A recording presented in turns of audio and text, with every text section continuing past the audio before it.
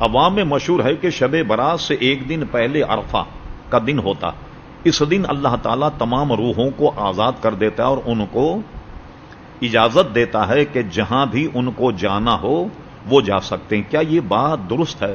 یہ اصل میں عوام نے اس کا نام عرفہ رکھا ہے۔ عرفہ تو ذی الحج کے مہینے کی 9 تاریخ کو کہتے ہیں کہ جس میں لوگ عرفات میں جمع ہوتے، اس کا نام عرفہ۔ اصل میں عموماً اس میں لوگ قبرستان جاتے ہیں، اپنی جو انتقال شدہ حضرات ان کے لیے ایصال ثواب کرتے ہیں، اور یہ جائز۔ اچھا، یہ خالی شعبان ہی نہیں بلکہ پورے سال ہر سال کرنا چاہیے۔ ہمارے یہاں جو یہ مشہور ہے کہ شعبان میں قبرستان جائیں، لوگ کہتے ہیں کہ قبرستان پہ جانا ہی جائز نہیں وغیرہ۔ ہم نے اس پر ایک پوری کتاب بھی لکھی، ضیاء القرآن لاہور والوں نے چھاپی ہے، مزارات اولیاء پر حاضری اور توسل، ایک پوری الحمدللہ دلائل سے اس کو ہم نے بھر دیا، اس کو دیکھا جا سکتا۔ حدیث شریف یہ ہے کہ حضور علیہ السلام نے تمام ازواج میں باریاں تقسیم کی تھی۔ آج میں تمہارے یہاں رہوں گا، تمہارے یہاں رہوں گا، یہ حضور کا عدل تھا۔ جس دن شب برات تھی اس دن آپ کی باری تھی ٹھہرنے کی ام المومنین حضرت عائشہ صدیقہ کے یہاں۔ اب رات جب آدھی گزری تو بتقاضۂ بشریت حضرت صدیقہ نے ایسے بستر پر ہاتھ مارا، حضور علیہ السلام کو نہیں پایا، تو ایک بشری تقاضا تھا، ان کو یہ گمان ہوا حضور مجھے چھوڑ کر کسی اور زوجہ کے یہاں چلے، حالانکہ آج باری تو میرے یہاں کی تھی، ایک بشری تقاضا تھا۔ بہرحال وہ نکلی تو کوئی اتنا بڑا کوئی محلہ نہیں تھا، بہت ایک چند حجرے تھے، ان میں تلاش کیا، حضور کو کہیں نہیں پایا۔ اب سوچا کیا کیا جائے، تو بقیع شریف چلی گئیں۔ جب بقیع شریف گئیں تو حضور علیہ السلام کو بقیع شریف میں پایا، اور ایسے ہاتھ اٹھا کر حضور علیہ السلام دعا فرما رہے تھے۔ اب جب حضور کو پا لیا تو اب کیا کیا انہوں نے، ہلکے پیر دوڑتے ہوئے فاصلہ طے کر کے آ کر کے سو گئیں کہ حضور کو شاید پتہ نہ لگے۔ حضور علیہ السلام تھوڑی دیر گھر آئے، گھر آنے کے بعد سانس کا نشیب و فراز جب دیکھا تو فرمایا صدیقہ کیا تم نے یہ گمان کیا کہ اللہ اور اس کا رسول تمہارے ساتھ ناانصافی کرے گا؟ کیا تم سمجھی شاید میں کسی اور زوجہ کے یہاں چلا گیا؟ تو اس دن حضور کا قبرستان جانا ثابت، اور یہ بھی ثابت ہے، لوگ کہتے ہیں ہاتھ اٹھا کر دعا نہیں کرنی چاہیے قبرستان میں، تو پوجا ہو جائے۔ اللہ کا پناہ، خدا کے بندے، قبرستان میں ہاتھ اٹھا کر دعا کرنا، اس کا پوجا سا کوئی دور تک کا بھی تعلق نہیں۔ دعا میں چاہے قبرستان جائیں، بعض لوگ کہتے ہیں جی اذان کے بعد کی دعا میں ہاتھ نہیں اٹھانے چاہیے، کھانا کھانے کے بعد ہاتھ نہیں اٹھانا چاہیے، اس لیے کہ کھانے کی یہ پوجا ہو جائے گی۔ اللہ اکبر۔ ابن ماجہ شریف جو سیاح ستہ کی حدیث کی کتاب ہے، اس میں یہ حدیث شریف جو ایمان کو تازہ کر، حضور علیہ السلام نے ہاتھ اٹھا کر قبرستان میں دعا کی، بیشتر مقامات پر ہاتھ اٹھائے۔ تو حدیث شریف ہے، حضور علیہ السلام نے فرمایا کہ جب بندہ اللہ تبارک و تعالیٰ کے دربار میں ہاتھ اٹھاتا ہے تو اللہ تبارک و تعالیٰ اتنا غیرت والا ہے کہ اس کی غیرت گوارا نہیں کرتی کہ ہاتھ کو خالی لوٹائے جب تک میں اس میں کچھ عطا نہ کر دے، اس لیے ہاتھوں کو اٹھا کر کے دعا کرنی چاہیے۔ اور دعا کہیں بھی کی جائے، ادعونی استجب لکم، تم مجھ سے مانگو میں تمہیں عطا فرماؤں گا۔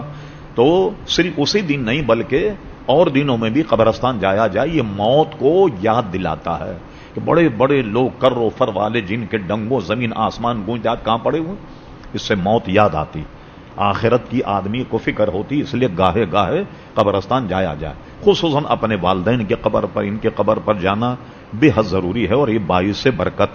اب آئیے ان کی ارواح کے بارے میں، یہ ایک بہت ہی کیا کہنا چاہیے، دقیق عنوان اور بہت طویل عنوان۔ روح کیا ہے؟ ایک مرتبہ بعض روایت میں کفار اور مشرکین سے پوچھا یہ روح کیا ہے، آپ خاموش ہو گئے۔ اس کے بعد وہی نازل ہوئی، وَيَسْأَلُونَكَ عَنِ الرُّوحِ، میرے حبیب یہ 15واں پارہ سورہ بنی اسرائیل میں آپ سے لوگ روح کے بارے میں پوچھتے ہیں، فرما قُلِ الرُّوحُ، آپ فرما دیجئے کہ روح جو ہے من امر ربی، یہ امر رب ہے، وَمَا أُوتِيتُم مِّنَ الْعِلْمِ إِلَّا قَلِيلًا، تمہیں علم دیا گیا مگر تھوڑا، قلیل۔ اچھا یہ تو ہو گیا، اب آئیے جب آدمی کا انتقال ہو جائے تو روح کہاں ہوتی ہے؟ ہمارا نظریہ مسلمانوں کا یہ ہے کہ 2 جگہیں، ایک ہے سجین، یہ جہنم میں کفار مشرکین کی ارواح وہاں قید کر دی جاتی ہیں۔ سج کے معنی سجین جیل کو کہتے ہیں، جیسے حدیث شریف میں قال نبی صلی اللہ علیہ وسلم الدنیا سجن المؤمن، حضور فرماتے ہیں دنیا مومن کے لیے جیل خانہ ہے۔ تو سجین جو ہے وہ جیل خانہ، وہاں قید ہو جاتے ہیں۔ اور مومنین کی ارواح جو ہیں اس کا مقام ہے علیین، اور پورا نام اس کو کہا جاتا ہے اعلی علیین۔ تمام مسلمانوں کی ارواح جو ہیں وہ وہاں رکھی جاتی، مگر تمام مسلمانوں کی ارواح اللہ تبارک و تعالی انہیں وہ تصرف کی طاقت دیتا ہے کہ ساری دنیا میں صرف یہ شب برات ہی نہیں، ساری دنیا میں جہاں چاہیں سیر اور سیاحت کرتی رہتی ہیں ساری دنیا میں۔ اور جب آپ قبر پر جائیں تو فرمایا مردہ پہچانتا، اور اس کو تسلی ہوتی ہے، جیسے اگر باپ کی قبر جائیں تو باپ کو تسلی ہوتی کہ میرا بیٹا آج میری قبر پر آیا، ماں اگر قبر میں ہو تو اس کو تسلی ہوتی کہ میرا بیٹا جو ہے آج میری زیارت اور میرے ایصال ثواب کے لیے آیا۔ تو بے شمار اس کے عزیزان گرامی فائدے۔ اعلی حضرت فاضل بریلوی رحمۃ اللہ کا پورا رسالہ ہے ایتان الارواح، اس میں ساری تفصیل کو بیان کیا۔ اور ایک اور مفصل کتاب ہے جس کا نام ہے حیات المواد، بڑی ضخیم کتاب ہے، اس میں بھی بے شمار مسائل ہیں۔ امام غزالی رحمۃ اللہ علیہ نے بھی کتاب الروح ایک تصنیف فرمائی، وہ بھی ہمارے پاس موجود، اس میں بھی بے شمار اس کے مسائل۔ ابن قیم جو اپنے زمانے کا ہمارے مسلک سے اختلاف رکھنے والا بہت بڑا امام گزرا، اس کی بھی کتاب الروح ہے جس میں اس نے روح کا ذکر کیا۔ فاضل بریلوی رحمۃ اللہ نے یہ ذکر کیا کہ یہ ارواح جہاں چاہتی ہیں سیر و سیاحت کرتی ہیں، بلکہ یہ بھی حدیث شریف میں ہے کہ انتقال کے بعد اپنے گھر آن کر کے دیکھتی ہیں کہ جو مال و دولت ہم نے چھوڑا، یہ ہمارے بچے ہمارے اعزاء کچھ ہمارے لیے ایصال ثواب بھی کرتے یا نہیں کرتے۔ اور آج کل کی اولاد تو کہتی کہ ایصال ثواب ہی آرام وہ تو جائز ہی نہیں، تو اب کیا کرتے ہوں گے ماں باپ کی ارواح جب گھر آئے؟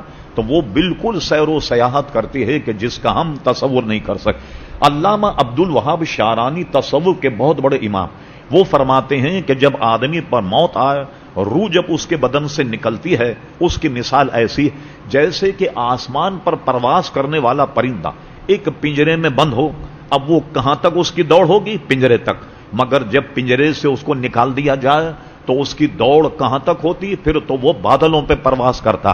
تو مسلمان کی روح کی مثال بھی یہی کہ جب تک وہ جسم میں ہے ایک طرح سے قید، اور جسم سے جب نکل جائے تو وہ اس کی پرواز بے انتہا بڑھ جاتی، جہاں چاہتی وہاں وہ سیر و سیاحت کرتے ہیں، پھر اپنے منصب کے مطابق۔ عام مسلمانوں کی ارواح ان کا حکم اور ہے، اولیاء کی ارواح ان کا حکم اور ہے، انبیاء کی ارواح ان کا حکم اور ہے۔ تو آپ دیکھیں معراج شریف بخاری میں حضرت انس ابن مالک کی بڑی مفصل حدیث جس کا نام ہی حدیث معراج، اور مسلم شریف میں جو حدیث ہے اس میں یہ ہے، حضور صلی اللہ علیہ وسلم فرماتے میں شب معراج موسیٰ علیہ السلام کی قبر سے گزرا تو میں نے دیکھا قبر میں نماز پڑھ رہے تھے، میں بیت المقدس پہنچا تو مجھ سے پہلے وہاں کھڑے ہوئے مرحبا مرحبا کہہ کے میرا استقبال کیا، میں جب چھٹے آسمان پہنچا تو وہاں موسیٰ علیہ السلام جبریل علیہ السلام نے کہا آگے بڑھیے اور ان کو سلام کیجیے، یہ حضرت موسیٰ علیہ السلام۔